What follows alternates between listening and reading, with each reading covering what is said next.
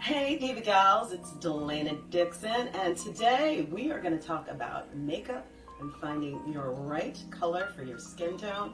That's why I've called my girl Sparkle Hill here. She is of Mainline Cosmetics. She is a makeup guru. She's going to tell us what we need to do to find the right concealer, the right foundation, because we got to be walking out there right. Yes. And it's so complicated because they talk about undertones for your skin. They say you're warm, you're cool, you're blue, you're green, I don't know. And so I'm so confused. It can be very confusing, especially depending on the time of year. That's the other thing that a lot of people don't take into consideration.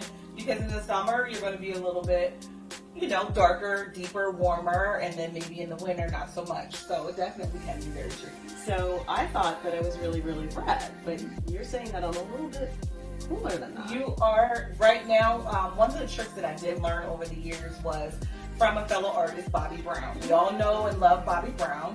And you would look at your chest. So when I look at your chest, I see that you're very yellow. And that could just be the time of year. So if I were matching you, say, come June, July, you may be warmer and may change. But right now, you are very cool.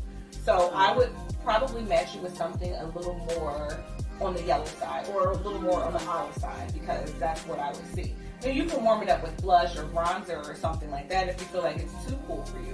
But right now you're definitely very yellow.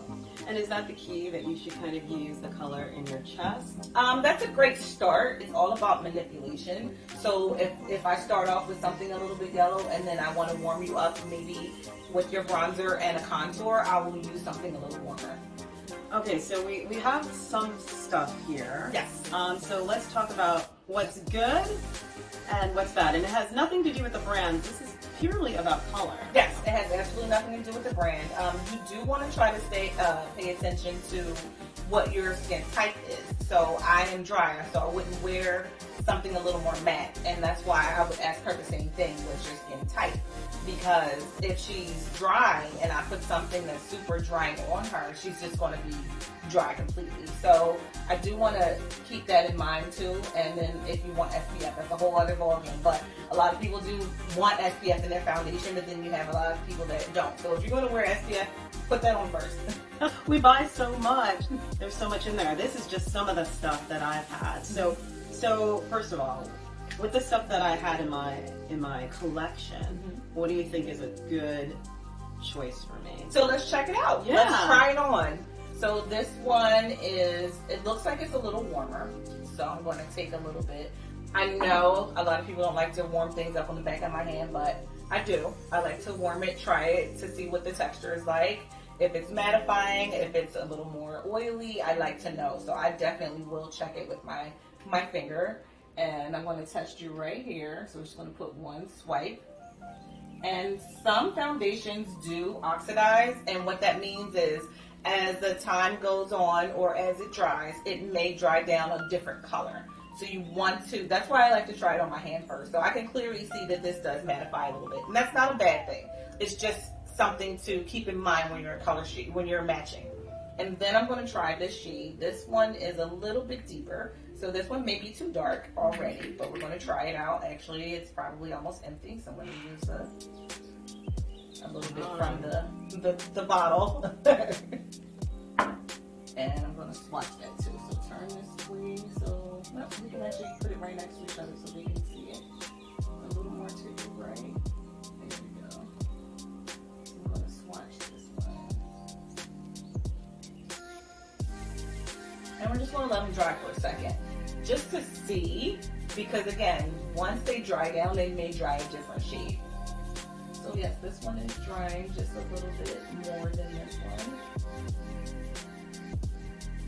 And again, it depends on the time of year. So if I were doing your makeup, I probably would go with this one. Oh, okay. Yeah, it's a little more yellow, but it also has, it's a sheer foundation. It doesn't have any sunscreen in it. And actually for TV, you might like that to stop from your flashback, because when it does have the sunscreen or the SPF in it, there may be talc in it. You don't know. It may flashback for you. So you might want to try to choose something that doesn't have SPF in it as your foundation. Okay. Well, let's talk about one of my favorite things in the world, which is powder foundation. Powder. Because I'll be honest, I'm running out. I've got 10 minutes to get ready, and I just want to slap that foundation on. So what are some of the rules and kind of tips of picking up a powder foundation? When is it good to use it? When is it not so great? You can use a powder foundation whenever you like. Again, there is going to be talc in it, so if you are on TV, you might not want to put it on so much for that. And they do come with a little sponge, so just know that if you're going to use the sponge, you're going to apply a lot more versus you using a fluffier brush. So I always recommend, if you're going to do that, to use a fluffier brush so that it can disperse the powder evenly, because otherwise you're putting a spot here, you're putting a spot there, and then you're trying to manipulate it with the little round sponge that it comes with. Plus, you gotta toss those like every couple days anyway, because sponges hold a lot of bacteria. But that would be one of the best tips that I could give for that, because a lot of people will say, oh, I have my compact, it has a sponge in it, which you do. I do. I don't use it that much, I swear. It's okay. You notice, one side is totally clean. One side is totally clean and the other side does have her little bit of color on it, which is fine. It's convenient and it's good for touching up. But if you're going to put your powder on, you definitely want to use more of a brush to apply it, which it's definitely going to save you time as opposed to taking the sponge and going all over your face, you know, if you want to run out the door. Now, is it okay for somebody, like you said, your skin is dry, is it okay for somebody who has dry skin to use powder foundation, or would it be better to use something that's... Okay, I already can tell by her face. I will say this. A lot of people like to use powder to set. So if I am, you know, in the summer, you know, you never know. I might be, even though I am dry, and I might put liquid foundation or cream on, and then I might need a powder to, you know, powder my nose because I did get a little bit shiny during the day. Then yes, I'm definitely 100% going to grab some type of setting powder. Not necessarily a foundation powder, but something that's going to stop the shine, if that makes sense. Yeah. So, can you use your powder foundation on top of something else? Oh, absolutely. You can. I know a lot of people that like to layer, especially depending on if you want a more full coverage, because what I did put on you is sheer. So you might say, you know what, I still want to throw that powder on, but use the brush. So there's one that I didn't put on the table because I know what I do. She is going to have something to say about it. Sparkle's going to have something to say. So it is what is called perfect finish. And okay, we're brown girls, and this is usually the kind of color you get when it's that kind of perfecting finish. So can women of color use a white-based powder to get that perfect finish? Absolutely. Hey. I'm not going to say you cannot. I will say now there are other options, which I love. I'm not going to really, like she said, go into brands. However, there are brands that you can find, whether it's a department store, whether it's your makeup store, or even if you do shop at a drugstore. You can find a powder that has different shades. So they will have a light or translucent, they will have a medium, and they will have a deep now. So I love the fact that they have those options. So I always say you do what you feel comfortable with. So if you're happy with it, you know, setting your foundation, or, you know, if you do use it for perfecting, that's perfectly fine if it's white.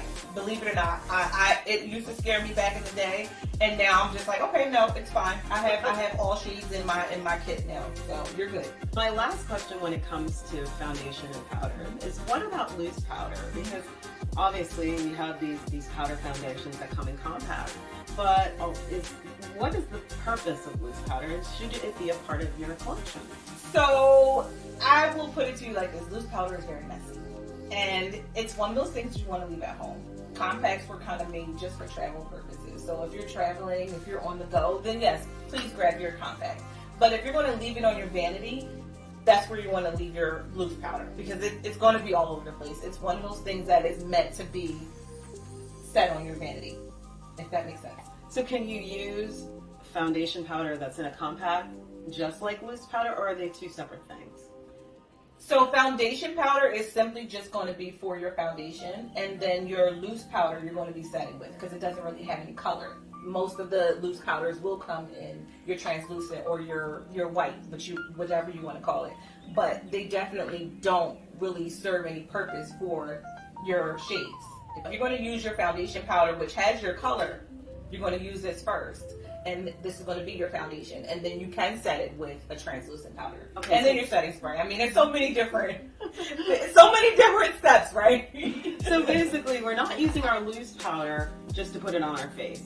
That's used to set something, whether you use a liquid base or a cream base, or even your powder. Or You're going to double set because this is your foundation. Whether it's a cream, powder, or a liquid, this is your foundation, and you're still going to want to set it. Interesting. See, maybe that's a step I skipped. A lot of people have because they're like, oh, it's powder, it's set. You still want to set it. Even if you use your setting spray and then your powder, you're still going to have to set it at some point, especially if you're going to be on the move. It's hot outside. You're at a hot wedding. The lights from you're talking on TV, and you feel the lights. You feel it sweating. Oh, yeah. You're going to need a powder to set. You're still going to have to set with something. Well, we've learned so much. Yes. We've learned so much. I hope so. Well, thank you, Sparkle, so much for just giving us a little lesson. I'm sure there's so much more we need to learn. Well, But we're going to start at the beginning. Yes, this we is where can start from the beginning. Gotta start with the foundation. It's called foundation. Yes. It's the foundation of your makeup. And I always recommend people, go in the store. A lot of people like to shop online for foundation, guessing their shade. But once you know your shades, whether it's the summer or the winter, go in, test it, try it on your hand, try it on your face. If you have if there's a makeup rep, or if there is a salesperson in the store that's your store of your choice, ask them, can you help me? Don't try to do it by yourself if you're not sure, because you might need 2 sets of eyes. Sometimes you might need 3. So don't be afraid to ask them if I'm not around. Say, hey, how does this look? Or take a picture, or look in the mirror, because you're going to go online and you're going to buy 4 or 5 different shades, and you're going to be a little bit overwhelmed. So just go in, try it on, test it out. It doesn't hurt. Well, of course, we want to come to you. Of So where course. can we find out your information? Where can we see you online? YouTube. Tell us everything. It's just at Sparkle Hill. Very simple. Online, on YouTube, on Instagram, it's all the same. So you can go there and just ask her a million questions. Yes. You go to the expert. I will answer Go them. to the master. Start there. Well, thank you so much. Thank you for and having me. we'll see you in our next conversation. Bye, guys.